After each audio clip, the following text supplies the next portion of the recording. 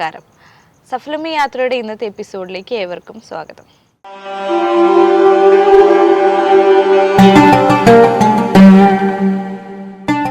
വിശന്നിരിക്കുന്നവന് ഒരു നേരത്തെ ആഹാരം എത്തിക്കുന്നതിൽ അപ്പുറം ഒരു നന്മ ലോകത്തില്ല. അപ്പോൾ ഒരുപാട് പേർക്ക് ഭക്ഷണം നൽകാനും വെള്ളം നൽകാനും ഒരു താങ്ങായും തണലായും മാറാനും സാധിച്ച ഒരു കഫറ്റീരിയ ഓണറാണ് നമ്മുടെ ഇന്നത്തെ പ്രോഗ്രാമിൽ അതിഥി. നിങ്ങൾക്ക് എല്ലാവർക്കും സുപരിചിതമായ ഖൈറാൻ കഫറ്റീരിയയിലെ ബെസ്റ്റ് കഫറ്റീരിയ ഓണർ എന്ന അവാർഡ് റീസെൻ്റ്ലി വാങ്ങിയിരിക്കുന്ന മിസ്റ്റർ സുബൈർ സാറാണ് ഇന്നത്തെ പ്രോഗ്രാമിൽ നമ്മുടെ അതിഥിയായി വന്നിരിക്കുന്നത്.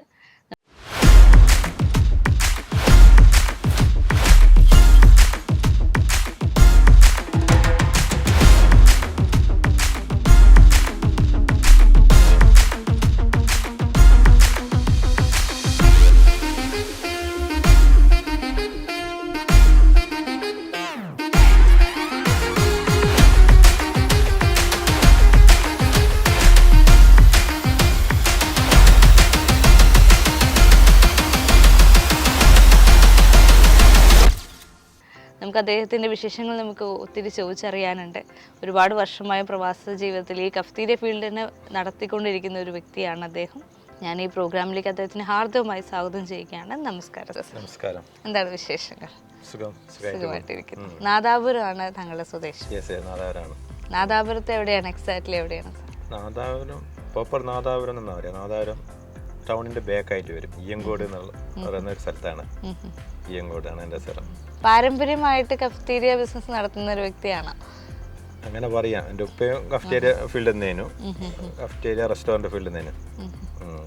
ഞാനും പിന്നെ 18 വയസ്സിൽ കഫറ്റേരിയ ഫീൽഡാണ് തുടങ്ങിയത്.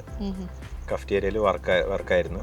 എനിക്ക് നല്ല കമ്പനിയിൽ ജോലി കിട്ടിയിരുന്നു. ഞാൻ പിന്നെ അത് ഉപേക്ഷിച്ചതാണ്. എനിക്ക് കമ്പനി ജോലി പിന്നെ താല്പര്യമില്ലിട്ട് പിന്നെയും കഫറ്റേരിയയിലേക്ക് വന്നതാണ്. ഈ ഒരു മേഖലയിലൂടെയുള്ള ഒരു പ്രണയമുണ്ട്. അതുകൊണ്ടായിരിക്കും കമ്പനിയിൽ നിന്ന് ജോലി കിട്ടിയിട്ട് 8 മണിക്കൂർ ജോലി, ആഴ്ചക്ക് ഒരു ലീവ്, പിന്നെ ഇൻസെന്റീവ് ഇതെല്ലാം ഒഴിവാക്കിയിട്ട് ഈ ജോലിയായിട്ടുള്ള പ്രണയം കൊണ്ടായിരിക്കാം തിരിച്ച് വന്നത്. ഒരു കമ്പനിയിലായിരുന്നു. 2003 വരെയാണ് പ്രവാസ ജീവിതം ആരംഭിക്കാൻ.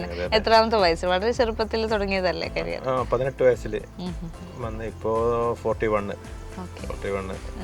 അപ്പൊ ഒരു കഫറ്റീരിയ ജോലിക്കാരൻ എന്നാണ് ഒരു കഫറ്റീരിയ ബിസിനസ് ഓണറായി മാറുന്നത്? 18 വയസ്സിൽ ദുബൈയിൽ വന്നതിന് ശേഷം കഫറ്റേരിയ ഒരു ഓണറാകാനുള്ള ആഗ്രഹം ഉണ്ടായിരുന്നു. അന്നേ ആഗ്രഹം ഉണ്ടായിരുന്നു. ആ ഒരു യാത്രയെ കുറിച്ച് എന്തൊക്കെയാണ് ഓർമ്മകൾ? താങ്കളുടെ ഒരു തുടക്കകാലം തൊട്ടുള്ള യാത്ര എങ്ങനെയായിരുന്നു? തുടക്ക യാത്ര പിന്നെ വളരെ കഷ്ടപ്പാട് തോന്നിയിരുന്നു. ഡ്യൂട്ടിയെല്ലാം ഹെവി ഡ്യൂട്ടി. പിന്നെ വീട്ടിൽ നിന്ന് വിളിച്ചു ചോദിക്കുന്ന ജോലി, ഞാൻ പറയും ടേബിൾ ക്ലീൻ വാട്ടർ സപ്ലൈ. അവര് ആയിരിക്കും എന്തോ ഒരു സംഭവമാണ്. Table clean water supply, table തുടക്കല്, പിന്നെ വെള്ളം കൊടുക്കല് കസ്റ്റമർക്ക്. അതായിരുന്നു ഫസ്റ്റ് ഡ്യൂട്ടി. ഒരുപാട് പ്രതിസന്ധികൾ നേരിട്ടാണ് പിന്നെ ഫോൺ അറ്റൻഡറായി, പിന്നെ ജ്യൂസ് സാൻഡ്വിച്ച് മേക്കറായി, കിച്ചണിലെ പണിയായി, എല്ലാ പണിയും. പൊറാട്ട പണി എടുത്തിട്ടുണ്ടായിരുന്നു, ചപ്പാത്തി പണി എടുത്തിട്ടുണ്ടായിരുന്നു. എല്ലാം പഠിക്കാൻ സാധിച്ചിട്ടുണ്ട് ആ ഒരു എക്സ്പീരിയൻസിൽ. ഏകദേശം എത്ര വർഷം ജോലിക്കാരനായിരുന്നു? 7-8 വർഷം ജോലിക്കാരൻ തന്നെയായിരുന്നു. പിന്നെ എന്നാണ് ഈ ഒരു സ്റ്റാർട്ടപ്പിലേക്ക് വരുന്നത്? എന്നാണ് ഖൈറാനിലെ ആരംഭം എന്നായിരുന്നു? ഖൈറാനിലെ ഇപ്പോ 5 വർഷം. അതെ. അതിന്റെ മുന്നേ ബിസിനസ് എല്ലാം തുടങ്ങിക്കും, പിന്നെ സക്സസ് ആയിക്കില്ല, വിജയിച്ചിട്ടില്ല. എന്ത് ഈ ബിസിനസ്? കഫറ്റേരിയ ഉണ്ടായിരുന്നു. പിന്നെ ഒരു കഫറ്റേരിയ മെയിനായിട്ട്. പിന്നെ ഒരു ഫിഷ് മാർക്കറ്റ് ഉണ്ടായിരുന്നു റാസൽ കൈമേല്. ഒന്നും ഇത്ര സക്സസ് ആയിക്കില്ല. ഏത് പ്രദേശത്താണ്? ഏത് എമിറേറ്റിലാണ്? അൽക്കൂസിലാണ്. ദുബായ് അൽക്കൂസിലാണ്. അൽക്കൂസിലായി വർഷ അവിടെ. ഇപ്പൊ എമിറേറ്റ്സ് മാള് ഞാൻ വന്നതിന് ശേഷമാണ് എമിറേറ്റ്സ് മാള് വന്നത്. ഓക്കെ. അപ്പൊ അവിടുത്തെ ജീവിതം എങ്ങനെ ഉണ്ടായിരുന്നു? ആ ഒരു എക്സ്പീരിയൻസ് എങ്ങനെയായിരുന്നു? പ്രശ്നം തന്നെയായിരുന്നു. ഡ്യൂട്ടി അല്ല, ഹെവി ഡ്യൂട്ടി. അന്നേരം പ്രദേശത്തൊന്നും കഫറ്റേരിയകളൊന്നും ഇല്ലായിരുന്നു. പിന്നെ അതിനുള്ള തിരക്കും കാര്യങ്ങളെല്ലാം ഉണ്ടായിരുന്നു. പിന്നെ റൂം ദൂരെയായിരുന്നു. ഈ 4 കിലോമീറ്റർ നടന്നിട്ടാണ് റൂമിൽ വരുന്നത്. ഒരുപാട് ആ ഒരു വേനൽക്കാലത്തൊക്കെ ഭയങ്കര ബുദ്ധിമുട്ടായിരിക്കില്ല? പിന്നെ പ്രശ്നമായിട്ട് തോന്നിക്കില്ല, എല്ലാം ചെയ്യുന്നത് കൊണ്ട്. പിന്നെ ഡ്യൂട്ടിയും കഴിഞ്ഞിട്ട് പിന്നെ നടന്നു പോകും. പിന്നെ പിന്നെ നമ്മുടെ ഈ ഖൈറാനിലെ ആരംഭം എങ്ങനെയായിരുന്നു? അതിന് ഒരുപാട് സുഹൃത്തുക്കളെ കൂടെയാണ് അത് തുടങ്ങിയത് അല്ലേ? ഞാനും എൻ്റെ ഫ്രണ്ട് ബഷീർ ഇങ്ങനെ ഒരു സംഭവമുണ്ട്, ഫുള്ള് സപ്പോർട്ട്. അപ്പം അങ്ങനെ സ്റ്റാർട്ട് ചെയ്താണ് അത്. ബഷീർക്കും ഒരു സ്ഥാപനത്തിൽ ജോലി ചെയ്തുകൊണ്ടിരിക്കുകയായിരുന്നു. അപ്പൊ നിങ്ങൾ തമ്മിൽ എങ്ങനെ പരിചയം? നമ്മള് ഫാമിലിയിൽ ഒരേ റൂമിലായിരുന്നു. പിന്നെ നമ്മളെ നാട്ടിൽ തന്നെയാണല്ലോ, നാദാപുരംകാരൻ തന്നെയാണല്ലോ. ബഷീർ എന്നെ ഇങ്ങനെ വിളിക്കും എന്തെങ്കിലും ബിസിനസ് വേണം. എനിക്ക് അന്നേരം ബിസിനസ് ഉണ്ട് ജബലലിലും. അവനെ വന്ന് ഫുള്ള് സപ്പോർട്ട് ചെയ്ത് പിന്നെ ഞങ്ങളത് തുറന്നത് ഒരു 2-3 മാസം കൊണ്ട് ഞങ്ങളത് തുറന്നത് സ്റ്റാർട്ട് ചെയ്തതാണ്. എങ്ങനെ ഉണ്ടായിരുന്നു ആ ഒരു സ്റ്റാർട്ടിങ്? എങ്ങനെ ഉണ്ടായിരുന്നു? വളരെ ബുദ്ധിമുട്ടുണ്ടായിരുന്നു, എല്ലാം ഫേസ് ചെയ്ത് 1 വർഷത്തോളം ഭയങ്കര പ്രശ്നം തന്നെയായിരുന്നു. എല്ലാം പിന്നെ തരണം ചെയ്ത് ഇപ്പൊ മോശമില്ലാത്ത നിലയിൽ. ആദ്യത്തെ ബ്രാഞ്ച് എവിടെയാണ് സ്റ്റാർട്ട് ചെയ്തത്? കവനിച്ചിൽ തുടങ്ങി, പിന്നെ അജ്മാനിലും മറ്റു പലയിടത്തിലും ഇപ്പൊ ഉണ്ട്. എത്ര ബ്രാഞ്ചസ് ഉണ്ട് ഇപ്പൊ മൊത്തത്തില്? ഇപ്പോ ഹൈറാന്റെ 2 ഹൈറാന്റെ പേരില്. ഓക്കെ. പിന്നെ ടേസ്റ്റി ഗ്രില്ല് എന്ന് പറഞ്ഞിട്ടാണ് നമ്മുടെ സഹോദര സ്ഥാപനം ഉള്ളത്. എല്ലാരും കഫ്തീരിയയിലേക്കാണ്. അതെ, കഫ്തീരിയ. പിന്നെ അല്യോം ഫജർ എന്ന് പറഞ്ഞിട്ടൊരു നട്സിന്റെ ഒരു ഷോപ്പ് ഉണ്ട് കിസേസില്, അല്യോം ഫജർ. ഇതെല്ലാം പാർട്ട്ണർഷിപ്പിൽ ആരംഭിച്ച് നല്ല രീതിയിൽ 4-5 വർഷമായി നടത്താൻ പറ്റിയിട്ടുണ്ട്. ദൈവാനുഗ്രഹം കൂടെ ഉണ്ട്, സുഹൃത്തുക്കളുടെ സപ്പോർട്ടുണ്ട്. ഏറ്റവും എടുത്ത് പറയാവുന്ന സുഹൃത്ത് വലയങ്ങൾ എന്തൊക്കെയാണ്, ആരൊക്കെയാണ്? ദുബൈയിൽ ഇപ്പൊ എന്ത് വിഷയം ഉണ്ടെങ്കിലും പിന്നെ ഞാൻ ഫസ്റ്റ് പറയല് ബഷീർ എന്ന് പറയുന്ന ബഷീർ ഉള്ള ആളാണ് എന്റെ പാർട്ണർ. പുള്ളിയാണ് ഏറ്റവും കൂടുതൽ പുള്ളി നല്ല സപ്പോർട്ടാണ്. പല പ്രശ്നങ്ങളും വരും, ഞാനും ബഷീറായിട്ട് ഡിസ്കസ് ചെയ്യും. എന്തെങ്കിലും സൊല്യൂഷൻ അവൻ കാണും, അത് പരിഹരിക്കുകയും ചെയ്യും. ഞാൻ തുടക്കത്തിൽ പറഞ്ഞ പോലെ ഈ ഖൈറാൻ കഫ്തീരിയ ഒരുപാട് പേർക്ക് താങ്ങും തണലുമായിട്ടുണ്ട്. തീർച്ചയായിട്ടും. എന്തായിരുന്നു ആ ഒരു മോട്ടീവ് എന്തായിരുന്നു സാർ? ഇത്ര പേർക്ക് ഫ്രീ ഫുഡ് കൊടുക്കണം, അല്ലെങ്കിൽ ഫ്രീ ആയിട്ട് മേൽക്കാലത്ത് ജ്യൂസ് കൊടുക്കണം എന്നുള്ള ഒരു മോട്ടീവ് എന്തായിരുന്നു? അത് പിന്നെ ഞാൻ അജ്മാനില് പിന്നെ നിസ്കരിക്കാൻ പള്ളി പോകുമ്പോൾ അവിടെ നിന്ന് കൂളറൊന്നുമില്ല വെള്ളം കുടിക്കേണ്ടിയിട്ട്. അങ്ങനെ ഞാൻ തീരുമാനം എടുത്ത് ഫ്രഷ് ജ്യൂസ് അടിച്ച് കുറച്ച് നമ്മളെ കഫ്റ്റീരിയ മുന്നിൽ വെച്ചേക്ക് വരുന്നവരെല്ലാം കുടിക്കട്ടെ. അത് അവരെല്ലാം കുടിക്കുമ്പോൾ നമുക്കൊരു നല്ലൊരു സന്തോഷം ഉണ്ടാവും. ഫുഡ് എല്ലാ കഫ്റ്റീരിയയിലും ചെയ്യുന്നതാണ്, ആരും ചോദിച്ച് പിന്നെ വിശക്കുന്നുണ്ട് പൈസ ഇല്ലയെന്ന് പറഞ്ഞാൽ എല്ലാവരും കൊടുക്കുന്നത്. അതുപോലെ ഞങ്ങളും ചെയ്യുന്നുണ്ട്. പക്ഷെങ്കിൽ നമ്മൾ ചെയ്യുന്നത് പിന്നെ അജ്മാൻ ഗവൺമെന്റിന് മനസ്സിലായി. അങ്ങനെയാണ് ബെസ്റ്റ് കഫ്റ്റീരിയക്കുള്ള അവാർഡ് അവിടെ കിട്ടുന്നത്. 3 മാസങ്ങൾക്ക് മുന്നെയാണ് കിട്ടുന്നത്. 3 മാസം. അതെ അതെ അതെ. ഞങ്ങൾക്ക് അവാർഡ് കിട്ടുമ്പോൾ ഒരു വീഡിയോ അവിടെ നിന്ന് കാണിച്ചിട്ടുണ്ട്. പിന്നെ ഫുഡ് ഇങ്ങനെ അവർ കൊടുക്കുന്നുണ്ട്, അതിൻ്റെ ഇതാന്നുള്ള ഒരു നോമിനാണ് ഒരു അറബി വിളിച്ച് ഒരു 20 ആൾക്ക് ഭക്ഷണം നിങ്ങളെ കൊടുക്കാൻ പറ്റുമോ? ഓക്കെ, ഞാൻ പറഞ്ഞു നോ പ്രോബ്ലം, തീർച്ചയായിട്ടും കൊടുക്കാൻ പറ്റും. പക്ഷെ നമുക്ക് മനസ്സിലാകുന്നില്ലല്ലോ ഇതാരാന്നൊന്നും, നമ്മളെ പരീക്ഷ അതുകൊണ്ടായിരിക്കാം. അങ്ങനെയുള്ള പരീക്ഷണങ്ങളൊക്കെ താണ്ടി നമ്മുടെ മനസ്സിൽ നന്മ ഉണ്ടെങ്കിൽ തീർച്ചയായിട്ടും അത് നമുക്ക് പുറത്ത് അതിനുള്ള റെക്കഗ്നിഷൻ കിട്ടിയിരിക്കും.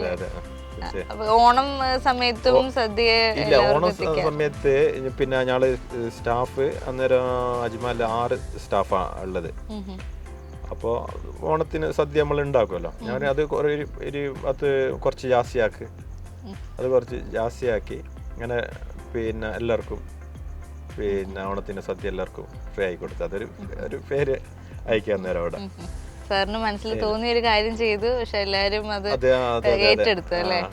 നമ്മളെ മലയാളികളെ പൊതുവെ ഒരു ലീവ് കിട്ടിയാൽ കിടന്നുറങ്ങുക ചെയ്യുക, ഫുഡൊന്നും ആരും ഉണ്ടാക്കുകയും നിൽക്കൂല. അപ്പോൾ ഇതിങ്ങനെ ലേബർ ഉള്ള ആൾക്കാർക്കെല്ലാം കിട്ടിയാൽ നല്ലൊരു ഹാപ്പിയാണല്ലോ അവര്. അവരെ ഹാപ്പി, നമ്മള് ഹാപ്പി.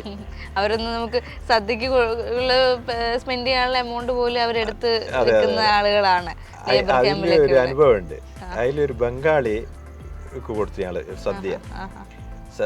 ഭക്ഷണമെല്ലാം കഴിച്ച് ഒരു ബംഗ്ലാദേശുള്ള സഹോദരൻ ഭക്ഷണമെല്ലാം കഴിച്ച് അടിപൊളിയായിരിക്കും ഭക്ഷണം. ഇതിനകത്ത് ഫിഷ് ഫ്രൈയും കൂടി ഉണ്ടെങ്കിൽ ഉഷാറാവേനും.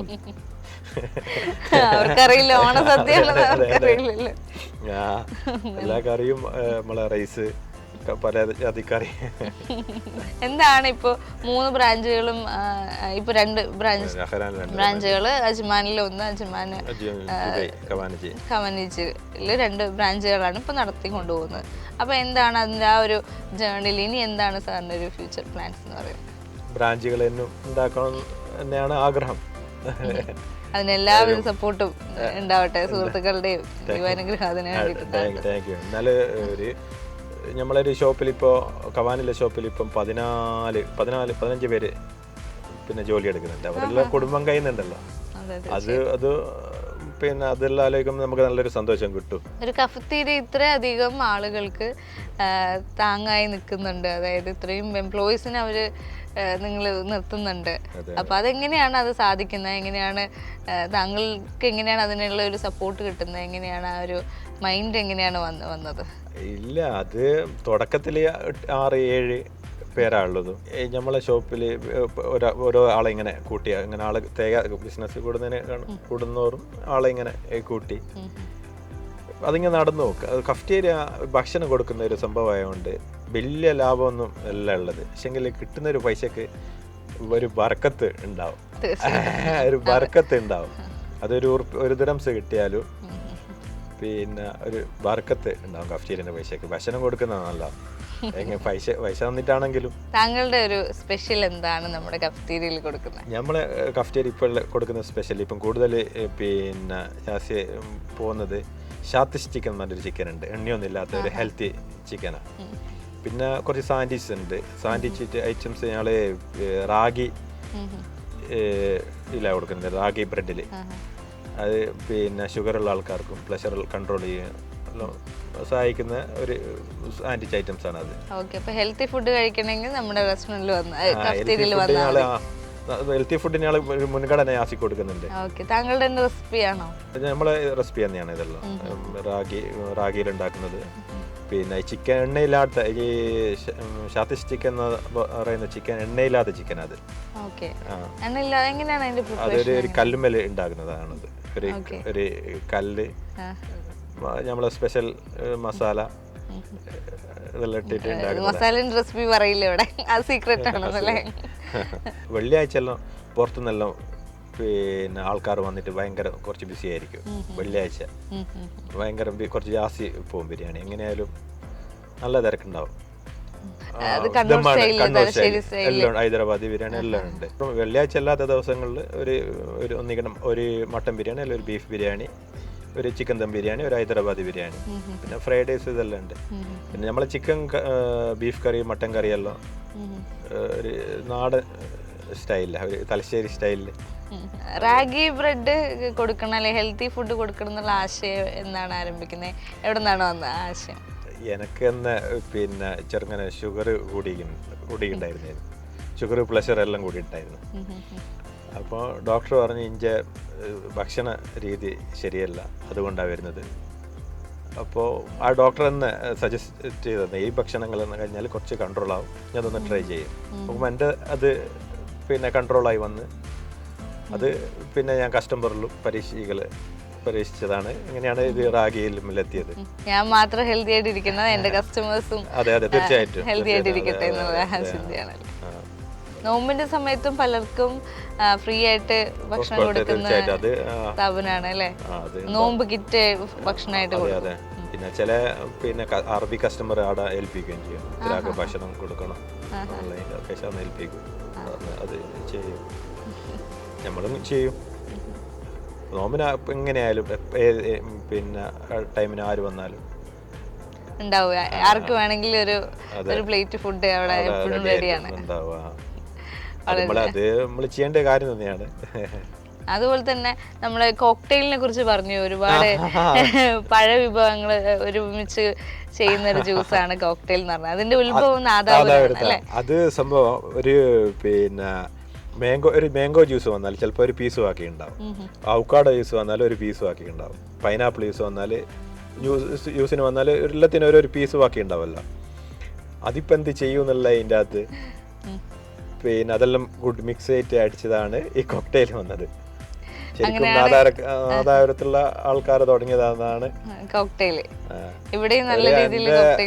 എൻ്റെ ഒരു പിന്നെ സുഹൃത്ത് പറഞ്ഞത് എൻ്റെ ഉപ്പ തുടങ്ങിയതാണ്. ഉപ്പാന്റെ പേര് അഹമ്മദാജി എന്നാണ്. അബുദാബിയില് ഷോപ്പ് ഉണ്ടായിരുന്നു. ഫ്രണ്ടിന്റെ പേര് സഹദ്. പിന്നെ അത് കണ്ണൂർ കോക്ടെയിലൊക്കെ ആയി മാറി. അതെ അതെ അതെ അതെ അതെ. ഓക്കെ. പിന്നെ ഷിഫാന എന്നുള്ള ഒരു ജ്യൂസ് ഉണ്ട് ഫേമസ് ആയിട്ടുള്ളത്. അതെന്റെ പെങ്ങളെ മോളാണ് അത്. ഷിഫാന അത് ഇവിടുത്തെ സ്പെഷ്യൽ ജ്യൂസ് ആണ്. എല്ലാം മൊത്തം ഈ ഒരു മൊത്തം ഉണ്ട് അത് Shifana okay juice. Okay okay. പിന്നെ അവക്കിപ്പോ ഒരു കുട്ടിയായി ഷിഫാനക്ക്. അതേപോലെ തന്നെ താങ്കളുടെ മകളുടെ പേരാണ് ഈ കഫ്തീരിയക്ക് വെച്ചിരിക്കുന്നത്. മകളുടെ പേര് ഫുൾ നെയിം എന്ന് പറയാമോ? ആമിന ഷംസ ഖൈറിൻ. ആമിന ഷംസ ഖൈറിൻ. എനിക്ക് 3 കുട്ടികളാണ്, അബ്ദുൽ ഫത്താഹ്, സജ്വ ഫാത്തിമ. കുഞ്ഞു പിള്ളേരാണ്, പഠിച്ചുകൊണ്ടിരിക്കുകയാണ് അല്ലേ? വൈഫിന്റെ പേരെന്താണ്? സഹലത്ത്. സഹലത്ത്. വൈഫ് സാറിന്റെ ഈ ഒരു ലൈഫ് ജീവിതയാത്രയിൽ ഏറ്റവും കൂടുതൽ സപ്പോർട്ട് ചെയ്യുന്ന ഒരു വ്യക്തി തന്നെയാണോ? തീർച്ചയായിട്ടും. ഉമ്മയുടെ പ്രാർത്ഥന എന്നും ഉണ്ടായിട്ടുണ്ട്. ഉമ്മാന്റെ പേര് മാമി, ഉപ്പാന്റെ പേര് അബ്ദുള്ള. ഉപ്പ മരണപ്പെട്ടായി. ബഹ്റൈനിലെ കഫ്തീരിയ ബിസിനസ് തന്നെയായിരുന്നു അദ്ദേഹത്തിന്. കഫ്തീരിയ ബിസിനസ് ആയിരുന്നു. ഒരുപാട് വർഷം പ്രവാസിയായിരുന്നു. ഒരുപാട് വർഷം പ്രവാസിയായിരുന്നു അദ്ദേഹം ഒരു സപ്പോർട്ടായിട്ട് കൂടെ ഉണ്ടായിരുന്നു സാർ ഇവിടെ പ്രവാസിയായിട്ട് വന്ന സമയത്ത്? തീർച്ചയായിട്ടും ഉണ്ടായിരുന്നു. ഉപ്പാന്റെ ഇതാണ് എല്ലാം ഇപ്പൊ ഞാൻ നിൽക്കുന്നത്. വീടെല്ലാം എടുത്ത് ഉപ്പ തന്നെയാ എല്ലാ കാര്യങ്ങളും ചെയ്തു തന്നു. ഒരു ബേസ് ഉണ്ടാക്കിയതിന് ശേഷമാണ്. തീർച്ചയായിട്ടും. ഉമ്മയുടെ ഒരു ഇൻഫ്ലുവൻസ് എങ്ങനെയാണ് ജീവിതത്തിൽ? ഉമ്മ പ്രാർത്ഥന ഫുള്ള് സപ്പോർട്ടും. പിന്നെ ഉമ്മ ഉള്ളത് കൊണ്ടാണ് എനിക്ക് തോന്നുന്നത് ഈ ലെവലിലെത്തിയത്. ഉമ്മ പിന്നെ സാമ്പത്തികം വളരെ ശ്രദ്ധിക്കുന്നുണ്ടായിരുന്നു, നല്ല ശ്രദ്ധിക്കും. ഫോർ എക്സാമ്പിള്, പിന്നെ എൻ്റെ അയൽവാസികൾക്കെല്ലാം 2000 റുപ്യ കറണ്ടിൻ്റെ ബില്ല് വരുമ്പോൾ എൻ്റെ വീട്ടിൽ 400, 300 ആ റേഞ്ചിലാണ് കറണ്ടിൻ്റെ ബില്ല് വരത്തുള്ളൂ. അത്രയും ശ്രദ്ധിച്ചിട്ടാണ് നിങ്ങൾ ഓരോ കാര്യങ്ങൾ ചെയ്തത്. എൻ്റെ വീട്ടിലെ കുട്ടികൾ വരെ സെല്ലാജ് ഒന്നും തുറന്ന് അനാവശ്യമായിട്ട് തുറക്കൂല, തുറന്നിടുകയില്ല. ശ്രദ്ധിക്കും. അമ്മയുടെ പ്രാർത്ഥന എന്നും കൂടെ ഉണ്ടാവട്ടെ സാർ. അതുപോലെ തന്നെ എത്ര സഹോദരന്മാരാണ്? സഹോദരിമാരാണ് ഉള്ളത്, 2. ഒന്ന് സുലൈഖ, ഒന്ന് ഷബീറ. സാറാണോ മൂത്ത ആള്? അല്ല, സുലൈഖ. സുലൈഖ മാമാണ് മൂത്ത ആള്. ഒന്ന് എൻ്റെ ഇളയതാണ്. അപ്പൊ നടുക്കത്തെ മകൻ. സുലൈഖാന്റെ മകളാണ് ഷിഫാന. അപ്പൊ എല്ലാ കുടുംബാംഗങ്ങളും അതുപോലെ തന്നെ സുഹൃത്തുക്കളുടെ എല്ലാവിധ സപ്പോർട്ടോടെ ഇവിടെ എത്തി, കുടുംബത്തിലെത്തി. ഇവിടുത്തെ കൂടുതൽ സുഹൃത്തുക്കളുള്ളത് യുഎയിൽ തന്നെയാണെന്ന് തോന്നുന്നത്. കാരണം 18 വയസ്സിൽ ഞാൻ ഇവിടെ വന്ന വ്യക്തിയാണ്. ആ ഒരു ചെറിയ പ്രായത്തിൽ 10-21 വർഷമായി ഇവിടെ അല്ലേ? ഇവിടുത്തെ ഒരു ഗവൺമെന്റ് ആയാലും ഈ ഭരണാധികാരികളായാലും എത്രത്തോളം സപ്പോർട്ടാണ് സർ? ഞാൻ ഇവിടെയുള്ള സംസ്കാരം, ഇവിടെ നിന്നാണ് ഞാൻ കൂടുതൽ സംസ്കാരങ്ങൾ പഠിച്ചത്. കാരണം ഞാൻ നാട്ടിലെത്തിയാലും ഒരു ടിഷ്യൂ ഉണ്ടെങ്കിൽ എനിക്ക് റോഡ് മേൽ എനിക്കൊരു ഇതായിരിക്കും. നാട്ടിൽ നിന്ന് ഇവിടെ ഇല്ല. ഇവിടുന്ന് നമ്മൾ അത് പഠിച്ച് ശീലിച്ചായതുകൊണ്ട് പിന്നെ ഇവിടുത്തെ ചില ആവശ്യങ്ങൾക്കെല്ലാം പോലീസ് സ്റ്റേഷനിൽ പോകേണ്ടി വന്നിട്ടുണ്ട്. വളരെ മാന്യമായ രീതിയിലാണ് ഇവിടുത്തെ ഉദ്യോഗസ്ഥന്മാരെല്ലാം നമ്മളോട് പെരുമാറൽ, ഒരു പരിഗണന തരുന്നുണ്ട്. നമ്മൾ പിന്നെ പുറം രാജ്യക്കാരാന്നുള്ള ഒരു കണ്ണുകൊണ്ട് കാണുന്നേ ഇല്ല. ഞങ്ങൾക്ക് അവാർഡ് കിട്ടിയല്ലോ ഇവിടുന്ന് അജ്മാനിന്ന്. ആ ടൈമിനും പിന്നെ ഷെയ്ഖിൻ്റെ അരിയത്താണ് നമ്മളെ സീറ്റ് ഉള്ളത്. പറയാൻ വാക്കുകളില്ല ഇവിടുത്തെ ഗവൺമെന്റിനെ പറ്റിയിട്ടും ഇവിടുത്തെ അത്രയധികം ബിസിനസ്സുകാരായാലും സാധാരണക്കാരായാലും ചേർത്ത് പിടിക്കുന്നുണ്ട്. എന്താണ് യുവതലമുറയ്ക്ക് താങ്കൾ കൊടുക്കാൻ ഉദ്ദേശിക്കുന്ന ഒരു സന്ദേശം? എന്താണ് ഒരു ഇവിടുത്തെ ഇപ്പോൾ ഈ യങ് ഓണ്ടർപ്രണേഴ്സ് ആയിട്ട് പുതിയതായിട്ട് ബിസിനസ് ആരംഭിക്കാൻ, കഫ്തീരിയ ബിസിനസ് ഒക്കെ ആരംഭിക്കാൻ വരുന്ന? എനിക്ക് വലിയ അറിവൊന്നുമില്ല, എങ്കിലും നമ്മൾ അതിൽ ഇൻവോൾവ് ആയിരിക്കണം. പിന്നെ ശ്രമിക്കണം, പരിശ്രമിച്ചാൽ എല്ലാ സംഗതികളും വിജയിക്കും. പിന്നെ ഒന്ന് റൂമിൽ കുത്തിരിഞ്ഞിട്ട് ഫോണോട് കളിച്ചാൽ ഒരു സംഗതിയും നടക്കൂല. എന്ത് നടക്കണ്ടെങ്കിൽ പരിശ്രമിച്ചാൽ എല്ലാ സംഗതികളും വിജയിക്കും തീർച്ചയായിട്ടും. Thank you so much sir. ഒരു തിരക്കേറിയ ജീവിതത്തിൽ നമുക്ക് വേണ്ടി ഒരു കുറച്ച് നേരം മാറ്റിവെച്ചല്ലോ, ഒരുപാട് സന്തോഷം. ഇനി ഒരുപാട് പേർക്ക് ഭക്ഷണം നൽകാനും അവരുടെയൊക്കെ പ്രാർത്ഥന താങ്കളുടെ ജീവിതത്തിലും ഉണ്ടാവട്ടെ. കുടുംബത്തിന് എല്ലാവിധ ആശംസകളും നൽകുന്നു. Thank you so much sir. താങ്കളുടെ പാർട്ട്ണറെ നമുക്ക് ഇൻവൈറ്റ് ചെയ്യാം പ്രോഗ്രാമിലേക്ക്. നമസ്കാരം സാർ. എന്തൊക്കെയാണ് ഇവിടുത്തെ വിശേഷങ്ങൾ, കവനീച്ചിലെ വിശേഷങ്ങൾ? കവാനിച്ച് വെച്ചാൽ നമുക്കൊരു ഹൈറൻ കഫ്റ്റേരിയ ഉണ്ട് ഇവിടെ തന്നെ. നമ്മളെ നമ്മുടെ സുബൈർ സാർ ഏറ്റവും കൂടുതൽ പറയുന്ന ഒരു വ്യക്തിയാണ്. ബഷീർ ഖാന്റെ സപ്പോർട്ട് അദ്ദേഹത്തിന്റെ ജീവിതത്തിൽ ഏറ്റവും കൂടുതൽ ഉണ്ടായിട്ടുണ്ട്. ഞാനിവിടെ ഒരു 5-6 വർഷം ഇവിടെ താമസിച്ചിരുന്നു എൻ്റെ ഫാമിലിയായിട്ട്. ഞാനൊരു കമ്പനിയിൽ വർക്ക് ചെയ്തായിരുന്നു. അപ്പോൾ ആ സമയത്താണ് സുബൈറിനെ പരിചയപ്പെട്ടത്. അപ്പം പിന്നെ എനിക്ക് വേറെ സുഹൃത്തുക്കായിട്ട് എനിക്ക് ജബലലി റെസ്റ്റോറൻ്റ് ഉണ്ട് ശരിയാണ്. പിന്നെ അപ്പോൾ സുബൈർക്ക് എപ്പോൾ എന്നോട് പറയും നമുക്കൊന്നിവിടെ എനിക്കൊരാഗ്രഹം ഉണ്ടായിരുന്നു ഇവിടെ ഒന്ന് തുടങ്ങാനുള്ളത്. അങ്ങനെയാണ് സുബൈർക്ക് പറഞ്ഞ് ഇങ്ങനെ ഒരു അവൻ ഇവിടെ ഉണ്ട് നമുക്ക് നോക്കിയാലോന്ന്. ഓക്കെ, ഇവിടെ നമ്മളൊരു ആഗ്രഹം ആദ്യമുള്ള ആഗ്രഹം ഇവിടെ അറബി ഷാവിയാണ്. ഇവിടെ ഒരു കഫ്റ്റീരിയ തുടങ്ങാനുള്ളൊരു ആഗ്രഹം ഉണ്ടായിരുന്നു. അങ്ങനെ തുടങ്ങിയത്, അങ്ങനെ ആരംഭിക്കാൻ രണ്ടുപേരുടെ ആ ഒരു വളരെയധികം ഉള്ള ഒരു സുഹൃബന്ധത്തിന്റെ അടയാളമാണ് ഈ കഫ്റ്റീരിയ. ഇന്നും നല്ല രീതിയിൽ സക്സസ്ഫുള്ളായി മുന്നോട്ട് പോകുന്നത് അല്ലേ? എന്താണ് താങ്കളുടെ ഒരു റോൾ എന്താണ് ഈ കമ്പനിയിൽ? ഞാൻ ഇവർക്ക് എന്ത് വേണ്ടെങ്കിൽ എന്താ സപ്പോർട്ടിങ് ഓഫീസുമായിട്ട് ബന്ധപ്പെട്ട് സംസാരിക്കണമെങ്കിൽ പേപ്പർ വർക്ക് എന്തെങ്കിലും വേണമെങ്കിൽ ഒന്ന് സപ്പോർട്ട് ചെയ്യും. ഗ്രൗണ്ട് സപ്പോർട്ടാണ് എല്ലാ കാര്യത്തിനും കൂടെ ഉണ്ട്. ഞാൻ കഫ്റ്റീരിയയിൽ റെസ്റ്റോറൻറ്റ് വർക്ക് ചെയ്തിട്ടില്ലെങ്കിലും അവിടെ എല്ലാ കാര്യങ്ങളും നമുക്കറിയാം. അവിടെയുള്ള എന്തൊക്കെ കാര്യങ്ങളും പിന്നെ എല്ലാം മനസ്സിലാക്കുന്നുണ്ട്. താങ്കൾ നാദാപുരം സ്വദേശിയാണ്, അതെ, രണ്ടുപേരും നാദാപുരത്തുകാരാണ്. അവിടെ നിന്ന് തന്നെ ഇവിടെ വന്ന് താങ്കൾ ഏത് വർഷമാണ് യു എയിലെത്തുന്നത്? ഞാൻ 2012. ഞാൻ 2006 ഖത്തറിലുണ്ടായിരുന്നു ഒരു ഓയിൽ ഫീൽഡ് കമ്പനിയിൽ. പിന്നീട് ഇവിടെ ഞാൻ ഇവിടെ ജോലി കിട്ടി ഇവിടത്തേക്ക് പോകുന്നത് 2012. അപ്പോൾ ഇവിടെ ഷിപ്പിംഗ് കമ്പനിയിലാണ് ക്രൂയിങ് സൂപ്പർവൈസറായിട്ട് വർക്ക് ചെയ്യുന്നത്. അതെ, അതിൻ്റെ അടുക്കാണ്. അതിൻ്റെ കൂടെ നമ്മൾ അറിയാലോ നാദാപുരം എന്ന് വെച്ചാൽ അധിക പേര് ഈ കഫ്റ്റീരിയ, റെസ്റ്റോറൻറ്റ്, ഈ സൂപ്പർ മാർക്കറ്റ് ഫീൽഡാണ്. അപ്പോൾ വളരെ കുറവ് ആൾക്കാരാണ്. ഇതൊന്നും വേറെ ഒന്നാണ് ആൾക്കാരേ ഉള്ളൂ ഈ ഓഫീസ് സ്റ്റാഫായിട്ട് വർക്ക് ചെയ്യുന്നത്. അപ്പോൾ സ്വാഭാവികമായിട്ടും വളരെ രക്തത്തിൽ കലർന്നതാണ് ഈ കഫ്റ്റീരിയ ഇതെല്ലാം. അങ്ങനെയാണ് ഞാൻ ആദ്യമായിട്ട് ജബലലി ഒരു അൽമെഹരി റെസ്റ്റോറൻറ്റ് നമ്മൾ ആരംഭിക്കുന്നത്. പിന്നെ ഒരു കഫ്റ്റീരിയായി, പിന്നെ ഒരു റോയൽ ദർബാർ റെസ്റ്റോറൻറ്റ് അവിടെ ഉണ്ട്. പിന്നെ ടേസ്റ്റി ലാൻഡ് റെസ്റ്റോറൻറ്റ്, അവിടെ 4 സ്ഥാപനമുണ്ട്. പിന്നെ ഇവിടെ ഹൈറാനും സുബൈർ ഭായിൻ്റെ കൂടെ ഹൈറാനും 2 ഹൈറാൻ കഫ്റ്റീരിയയിൽ പാർട്ട്നേഴ്സാണ്. അപ്പോൾ ഈ ഒരു മേഖലയിൽ സാറിന് ഓൾറെഡി എക്സ്പീരിയൻസ് ഉള്ളത് കൊണ്ട് തന്നെ അതിൽ നിന്ന് കിട്ടിയ എക്സ്പീരിയൻസ് ഇതിൽ അപ്ലൈ ചെയ്യാൻ സാധിച്ചിട്ടുണ്ട് അല്ലേ? ഇത്ര എംപ്ലോയീസിനെ ഹാൻഡിൽ ചെയ്യണം, കോസ്റ്റ് കൺട്രോൾ ചെയ്യും, എങ്ങനെ അതിന്റെ പേപ്പർ വർക്ക് ചെയ്യണം, കുറച്ച് എക്സ്പീരിയൻസ് അവിടെ നിന്ന് കിട്ടിയിട്ടുണ്ടായിരുന്നു. അതെ അതെ. അദ്ദേഹത്തിന്റെ ഈ സാമൂഹികപരമായിട്ടുള്ള പ്രവൃത്തികളിൽ താങ്കളുടെ പങ്ക് എത്രത്തോളം ഉണ്ട്? അതിനെക്കുറിച്ചുള്ള താങ്കളുടെ അഭിപ്രായം എന്താണ്? മൂപ്പർ ആദ്യം ഇങ്ങനെ എല്ലാവരായിട്ടും നല്ലൊരു ബന്ധം സ്ഥാപിക്കുന്ന ഒരാളാണ്. ഇവിടുത്തെ ലോക്കൽസ് ആയാലും എല്ലാവരായിട്ടും നല്ലൊരു ബന്ധമുള്ള ഒക്കെയാണ്. പിന്നെ നേരത്തെ പറഞ്ഞതിനോട്ട് അവന് ആര് വന്നാൽ നല്ലൊരു കൺസിഡറേഷൻ കൊടുക്കും എല്ലാവർക്കും. കസ്റ്റമറും ആയിട്ടും നല്ലൊരു ബന്ധമാണ്. അപ്പോൾ അതുകൊണ്ട് തന്നെ എല്ലാവരും സുബൈറുമായിട്ട് ഈ ഹൈറാൻ കഫ്റ്റീരിയയിൽ വരാൻ ആഗ്രഹിക്കുന്നുണ്ട്. താങ്കളുടെ റെസ്റ്റോറൻറ്റ് ഇപ്പോൾ പറഞ്ഞു 2 സ്ഥാപനങ്ങളാണ് നടത്തിക്കൊണ്ട് വരുന്നത്. ഏത് വർഷമാണ് അത് സ്റ്റാർട്ട് ചെയ്തത്? അത് 2016 തുടങ്ങിയതാണ്. പിന്നെ അൽമഹരി റെസ്റ്റോറൻറ്റ്, പിന്നെ കഫ്റ്റീരിയ, പിന്നെ റോയൽ ദർബാർ, പിന്നെ ടേസ്റ്റി ലാൻഡ്, പിന്നെ അപ്കമിങ് പ്രൊജക്റ്റ് വേറെ വരുന്നുണ്ട്. നമ്മളെ ടേസ്റ്റി ഹോം റെസ്റ്റോറൻറ്റ്. അപ്പോൾ ഒരു മാസം കൊണ്ട് അത് ഓപ്പൺ ആക്കാനുള്ള ഇതിലാണ്. എങ്ങനെയുണ്ട് അവിടുത്തെ റെസ്റ്റോറൻറ്റ് ഒക്കെ എങ്ങനെ പോകുന്നു സാർ? അതിനെ പറ്റിയുള്ള 2 വാക്ക് പറയാം. അവിടെ 3 റെസ്റ്റോറൻറ്റ് ഉള്ളത് ലേബർ ഏരിയയിലാണ്. അപ്പോൾ അതിനനുസരിച്ചുള്ള ഫുഡുകളാണ് അവിടെ കൊടുക്കുന്നത്. പിന്നീടുള്ളത് ഇന്ന് പബ്ലിക് വന്ന് പുറത്താണ് DICയിൽ. അവിടെ എല്ലാ വിധ ഫുഡും ഉണ്ട്. അവിടെ എപ്പോൾ പോകുമ്പോൾ നിങ്ങൾ അവിടെ ട്രൈ ചെയ്യണത് ഷെയ്ഖ് മുഹമ്മദ് റോഡിൽ മക്തൂം എയർപോർട്ട് കഴിഞ്ഞിട്ടുള്ള റൗണ്ട് റോഡിൽ ലെഫ്റ്റ് പോയാൽ അവിടെ അതേ റെസ്റ്റോറൻറ്റ് ഉള്ളൂ. അവിടെ ടേസ്റ്റി ലാൻഡ് റെസ്റ്റോറൻറ്റ്. ഇപ്പം അബുദാബി പോകുന്ന ആൾക്കാർക്കെല്ലാം അവിടെ കയറി ഭക്ഷണം കഴിക്കാനുള്ളൊരു ഓപ്ഷൻ അവിടെയുള്ളൂ.